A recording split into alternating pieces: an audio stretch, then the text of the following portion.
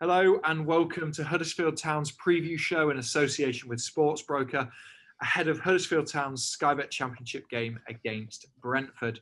To help us preview the action, I'm delighted to say I'm joined by TalkSport presenter and Bees fan Natalie Sawyer and Stephen Chicken from the Huddersfield Examiner. How are you both? You okay? Very well, thank you. How are you? Yeah, very good, thank you. Natalie, I'll start with you. Brentford still flying high, aiming for promotion this season? Yes, that's still very much the aim. I think there's a lot of Brentford fans who are probably nervous, shall we say, because we went on this fantastic unbeaten run of 22 games as it was, and sort of midway through the season, and then we came unstuck for a few games. And what is it? We've only lost one of our last six, I think it is, but we're still a bit nervy as we're going into this sort of business end of the season. So as much as it's very much we're all behind a promotion push, I think, yeah, we're all going to be a bit jittery come the end of the season, that's for sure. You've been here before, haven't you? And it's not quite worked out. No, thanks for reminding me. Yeah, no, we have been there before. We have a terrible record when it comes to the playoffs, so we're hoping we can make the top two. It's not going to be easy because obviously got some great teams above us who are going well in the league as well. But we can just only control what we can control, which is our own results, and then we can only hope that we win the games that we've got coming up and put ourselves in a strong position. It's this point in the season, isn't it, Steve? It's really the crunch time now. Everyone knows roundabout where they are, where they're likely to finish, and what their challenge is. Yeah, I think everyone, as you say, has a firm idea of. I think everyone knows whether they're going to get in the playoffs or not, and whether they're pushing for promotion, whether they're fighting relegation. And obviously, Town are still in that position where they're looking to get themselves safe. I think people are feeling a lot more confident than they would have done a few weeks ago in terms of the fans, which is good to see. But not quite over the line yet. They need probably at least one win to get over the line. One might do it, but I think two would certainly people would be saying, yeah, that's done now. Absolutely, and I suppose having this break as well, Steve, is a big benefit for us in terms of trying to get bodies back with the number of injuries we've had, but equally to give those guys that have been playing week in, week out a bit of a rest. Yeah, I think probably every club would say that, to be fair, unfortunately. We know from bitter experience last year when all the vibes were really positive and we were saying exactly that after the first lockdown. And then we came back and things got off to a bad start when we returned in June. So they'll be very keen for history not to repeat itself this time around. But you're right that there have been injuries. We're recording this before we've had the injury update from Carlos Corberán, but from what we were told before the break, Rolando Aarons was the only one that we were expecting to potentially have back immediately. So he would still be a big boost because we've only sort of had one recognised, experienced senior winger available in Isaac and Benza. So it'd be good to have that extra option to go. To have two out-and-out wingers playing if Carlos does want to go back to playing a front three rather than a front two. But even then, he's likely to need a bit of time to come up to speed.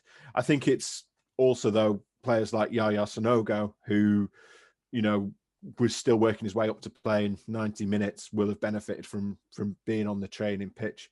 And who knows on Oumanias as well. Yeah, and I suppose, Natalie, from a Brentford point of view, there's players coming back, or hopefully for you guys will be in contention as well, the likes of Josh Da Silva. Absolutely. I am a big fan of Josh Da Silva. I love the engine room that he provides. He can be a real threat on his day. So yeah, I think we've really missed him in our side. We are, like every team, we're all suffering injuries, and sometimes you suffer them at the wrong times, don't you? I mean, Rico Henry, our left back, has been a real big miss for us as well. But we do have a good squad. We do have a bit of squad depth, so there's no reason that we can't go into the game still feeling optimistic. But yes, this 2-week window, if you like, it has given us the opportunity to to get players as close as to match fitness as they can be, and hopefully at least be in contention, if not this weekend, for the remainder of the season. Yeah, we spoke about players coming back, Steve, but Oumar Niasse as well, obviously a signing in the international break for us. Again, another player that could potentially add something. Yeah, it's an interesting acquisition. I think he's almost a Fraser Campbell, but 3 years younger. From speaking to people who watched him play at Everton and Hull, he works hard off the ball. He's a big character off the pitch, and we know that he can, when on his day, when he's on form, can score goals. He has talked about needing to get his confidence up a bit. I think he is a bit of a confident striker, as a lot of centre forwards are. It'll be interesting to see him at this level, because I think I'm right in saying he's played Premier League for 3 different clubs at Everton and Hull and Cardiff, but I don't think he's ever played at Championship level before. So it'd be interesting to see how he goes in. The flip side of that is that he's obviously not played for for quite some time now. He was at Everton and was not in the first team, and then was released in the summer. So he's not played a lot of first team football for a long time, even before he was released and even before lockdown. So yeah, it'll be interesting to see how he goes in and how quickly he gets up to speed. But I think him and Sonogo, if they can get them on the pitch together and they're fit enough to get minutes together, could be an interesting proposition, and won't be something that opponents will know how to prepare for, because they've not seen it either. It brings back all sorts of like Premier League nostalgia, doesn't it? Fraser Campbell, Oumar Niasse, and Yaya Sonogo, Natalie.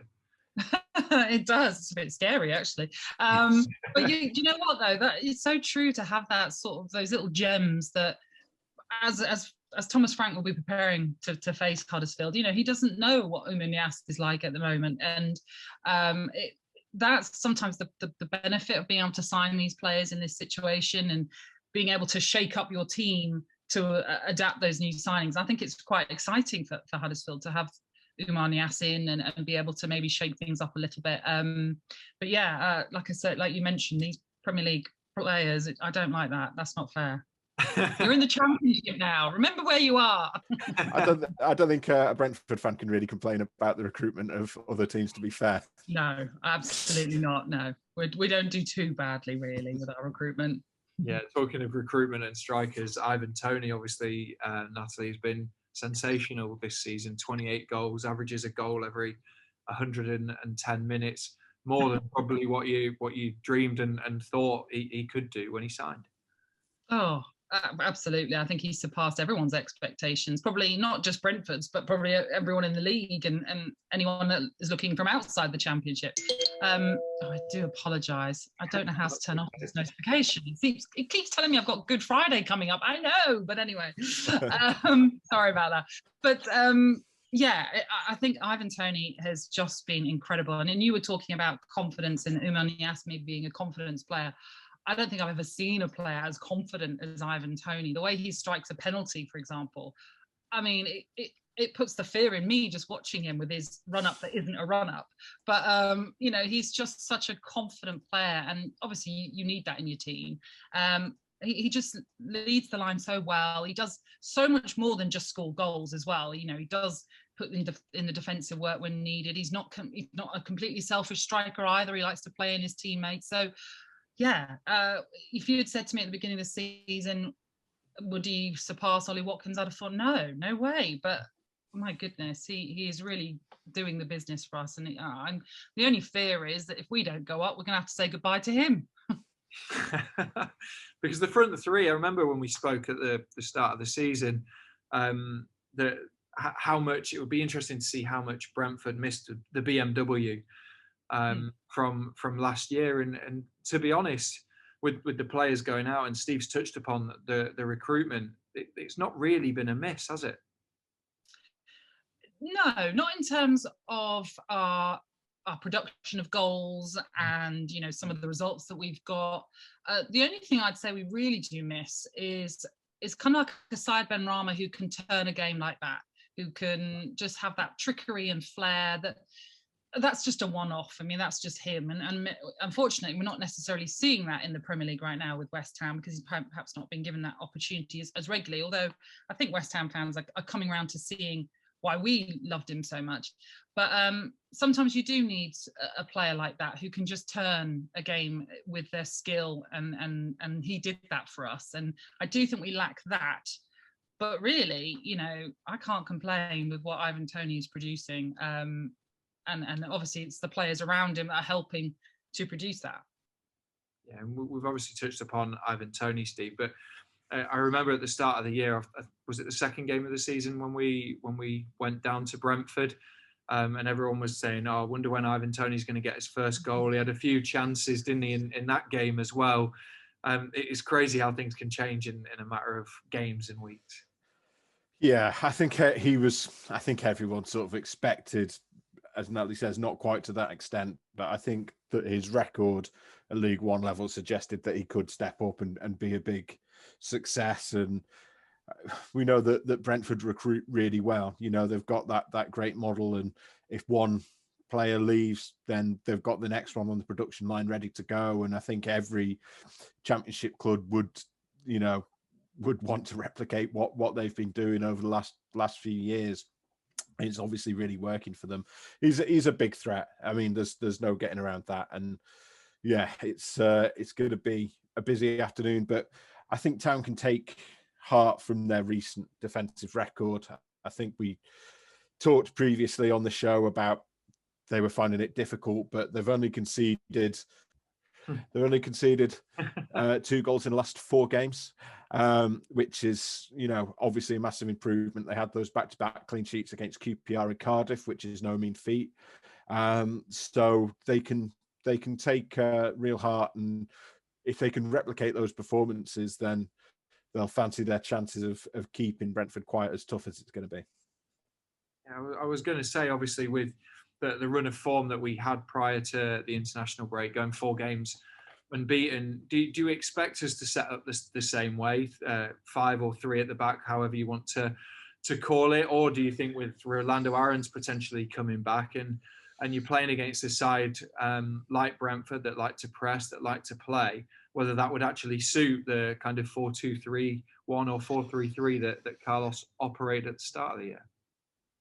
Yeah, it's interesting, isn't it? I think 3-4-3 might be the way to go. I think you're putting a lot of work on the 2 centre forwards if you do go 2 up top, if you are looking to press high up. And we know that from when they played QPR that was the approach. And obviously QPR are a team that like to keep the ball on the floor as well. I think almost, although they're at hometown, do to an extent need to approach this as if they are the away team, which I know some people might not like, but I think that is the reality of it, and I think that is most likely to get them a result. And try and do what Coventry did to them a few weeks ago.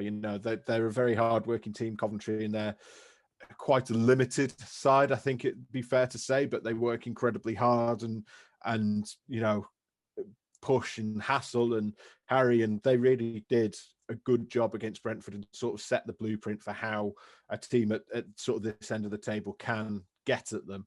But yeah, I mean, I think the front 3, if he could play it, I think Carlos might like to do that, but we'll see. As I say, there would be benefits to playing the two up top as well, because I think we saw against Sheffield Wednesday that obviously if you're playing a 3-4-3, you're sacrificing a man in midfield, and I think that probably hurt Town a little bit in the first half against Sheffield Wednesday. So yeah, it's a bit of a puzzle. Yeah, it will certainly be interesting to see how Carlos lines up against Brentford. I mean, Natalie, you spoke about the form, Brentford's form this season. There was a fantastic run, wasn't there? 21 games unbeaten that ended in February, and then after that point, I think it's 3 wins in the last 9. And do you think when you're on a run as successful as that one, and you kind of come unstuck, you lose a game, and then you lose the next 2 as well, it really plays on the confidence of the players? Yeah, I'm sure it does. And as awful as it sounds, I was always, you're going on this fantastic run and you are there thinking, this is unbelievable. But you're also thinking, we are going to come unstuck at some point. Someone is going to beat us. And then how do you react to that? Because it's all well and good if you're winning and drawing or whatever, and you're getting positive results in that respect. But it is how you react. And I think in some ways, of course, you'd always want, if you lose, that your next reaction is to win a game. But I think it is quite inevitable that you do go on a bit of a dip. And I've been on the thinking that, yes, we don't want to be losing games, but I'd rather we lost them when we did, sort of slightly short time ago. As I say, we only lost one of our last 6. So I'm optimistic that we've gone through a bad spell and maybe we can end the season on a high. And I've got to be positive, haven't I? I can't not be positive about this run-in. So I'm sure it did knock the confidence, but it's all about reacting, isn't it? And it's now about seeing that end goal in sight and making sure we get to that end goal of promotion. Yeah, maybe the break came at a good time as well, obviously, with that kind of form considered, just to, or not press the reset button completely, but just to recover and then go again for that final push. Absolutely. I think every team's probably wanted a break. We were fortunate because we did get a little bit of a break, sort of, I'm talking, I don't know, a few games ago, didn't we? Because, and I've totally forgotten the team that we needed to have a break because of COVID. What was it? Rotherham, was it? Rotherham, that's it. I was thinking it was Rotherham, but I wasn't sure. Because they obviously had a COVID outbreak. So we did have a little bit of a break and that didn't seem to help us much. But having said that, I still think it, how relentless just this schedule has been for everybody to get an opportunity to have a week, 2 weeks off, or it's obviously never 2 weeks off fully, but, slightly more relaxed 2 weeks, let's say. I think that can only benefit everybody. So I can only hope that we've used it to our best advantage and that, as I've said, we can push for promotion as we've been aiming for. You almost feel like the breaks benefit the teams that have a sort of quite defined way of playing and who are more proactive than reactive. I think if you're a reactive team, sometimes a lot of time can be the worst thing you can have. And if you have your own approach and your own way of hurting the opposition, then it's of a benefit to the manager to have that time and try and get those fundamentals of that style back into him. Yeah, that makes sense. That makes sense. As you say, if you're a team that knows exactly how you're playing, you're not reacting to how a team comes at you, then it makes sense that you can just work on that day in, day out at the training ground and have this 2 week off that you can really, like your manager, like Thomas Frank, our head coach, he can really sit down and properly work out now the final few games, what he expects, what he hopes for the team to do, etc.